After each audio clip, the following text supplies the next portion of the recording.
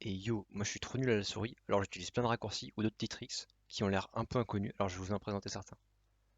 Par exemple, pour sélectionner le chat pour écrire, on peut appuyer sur espace. De toute façon, on a les mains sur le clavier, on va écrire. Et pour désélectionner, c'est échappe. Dans une discussion, plutôt que d'utiliser la souris pour MP quelqu'un, on peut utiliser la double flèche haut ou bas, ou sur ordinateur portable Shift flèche haut ou bas, pour avoir accès au dernier contact qu'on a MP. On peut d'ailleurs remonter au centième dernier contact MP, et ce même si on redémarre l'ordi. C'est un sacré historique. La touche Tab permet de compléter des pseudos. C'est assez pratique, surtout si l'individu a un nom assez dur à écrire.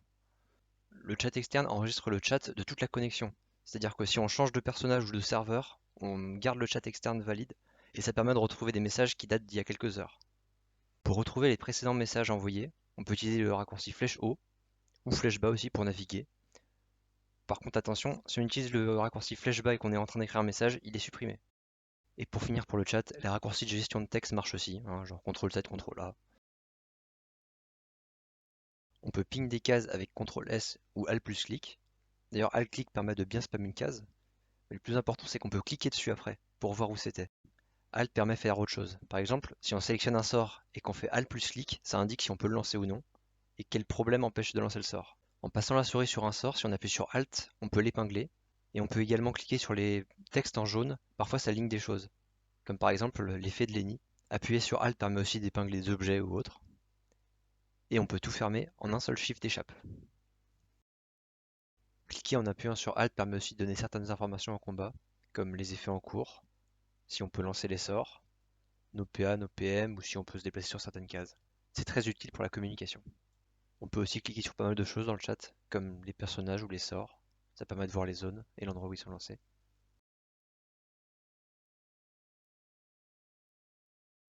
Appuyer sur une des touches Shift de son clavier permet de lire pas mal de choses dans le chat juste en cliquant dessus. Par exemple, un monstre, un objet de l'inventaire, un sort, un personnage sur la map, un pseudo dans le chat pour éviter de le réécrire par exemple, un PNJ. En revanche, pour les éléments du décor, il faut clic droit et on peut partager la position. Shift permet aussi d'empiler des actions pour se créer un itinéraire, et ainsi on peut farm comme un bot.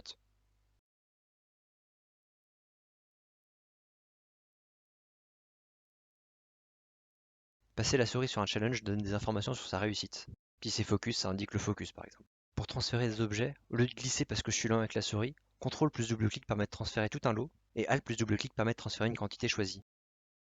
Il existe une commande /help qui donne plein de commandes utilisables dans le chat, comme par exemple /célébration, mais les gens ne voient pas les feux d'artifice, ils voient juste le personnage qui saute, /roll pour lancer un dé, pour être roleplay, ou plus utile, /invite qui permet d'inviter des gens dans le groupe.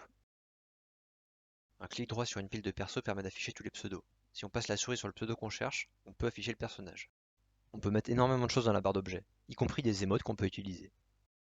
Un clic droit sur une émoticône permet de l'afficher à côté de notre pseudo dans les listes d'amis, guildes et alliances. À l'HDV, cliquer sur les ressources d'un craft permet de l'afficher en HDV. C'est beaucoup plus facile que chercher un à un. À l'HDV rune, cliquer sur un item affiche toutes les runes utiles pour forger magie l'item. Il existe plusieurs moyens de se déplacer sur la map. Par exemple, quand on a fait le succès Faire le Kiké de Kérubin, on a accès à la diligence d'Astrub. Avec une potion de diligence, on peut s'y téléporter, et ça donne accès à plusieurs destinations assez isolées.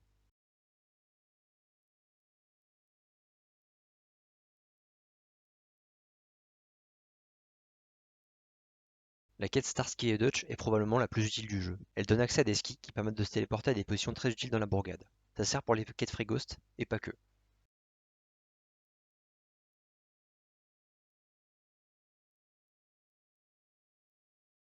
En multi-compte, le maillage est très utile. Ça permet de se téléporter à 15 cases, ainsi on peut envoyer un seul perso en autopilote et rejoindre avec l'autre. Maintenant pour les multi-comptes, petite explication avec Alt-Tab et Alt-Échappe. En double compte, Alt-Tab permet d'échanger efficacement entre deux comptes. Alt-Échappe en revanche boucle sur toutes les fenêtres ouvertes, ennuyeux si on a par exemple YouTube ou Discord ouvert. Pour jouer à plus de deux comptes, on peut utiliser les espaces Windows, qui permettent de faire un bureau avec uniquement les comptes Dofus, pour bien boucler avec Alt-Échappe. Il arrive que les comptes soient désordonnés dans la boucle Alt-Échappe. Il y a moyen de régler ça à coup de Alt-Échappe et Alt-Tab. Par exemple là, on a deux comptes inversés en initiative. La boucle Alt-Échappe permet de boucler de 1 à 4. On s'arrête à 2, on fait un Alt-Tab qui inverse l'initiative des deux personnages. Si je veux que le deuxième compte joue en premier, je Shift Alt-Échappe, qui est l'inverse d'Alt-Échappe, puis je remets un Alt-Tab pour inverser les deux. Pour les multicomptes, je conseille d'avoir une souris avec deux boutons ou plus pour bind au moins Alt Échappe et Shift Alt Échappe. Bon, maintenant les raccourcis clavier. Il y en a beaucoup et on peut les changer, mais je vais vous présenter les plus utiles. Alors celui-là il n'est pas très utile, mais si vos interfaces disparaissent par erreur, c'est juste Alt plus 2, ça se désactive aussi. Avec P, on peut afficher ou désafficher tous les pseudos de la map. Quand on veut retrouver un message alors qu'on se fait flou par le channel de combat, on peut changer d'onglet, ou alors on peut utiliser le raccourci CTRL B qui permet de désactiver le canal de combat.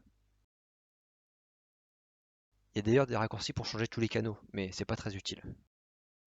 J'aime vraiment pas bouger ma souris, donc quand je veux passer en mode transparence ou autre, j'utilise ces raccourcis-là.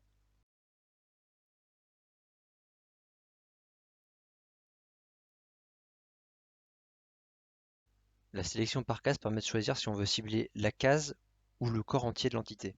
Par exemple, moi c'est activé, et là je peux passer la souris sur mon ennemi alors qu'il y a le putsch qui est devant. Cependant, si je la désactive, j'aurai du mal à cliquer sur mon ennemi. Toutes les cases de la barre de sort ou d'objet ont un raccourci associé. Ils sont pas tous accessibles, mais si vous en avez marre de faire CTRL CCD, vous pouvez juste changer le raccourci et mettre A à la place. Un raccourci permet de changer de la barre de sort à la barre d'objet. C'est pas celui de base, là je l'ai changé. On peut aussi passer d'une page de sort à une autre via un raccourci. C'est moins utile que sur Retro, mais on peut aussi pop des barres de raccourcis supplémentaires.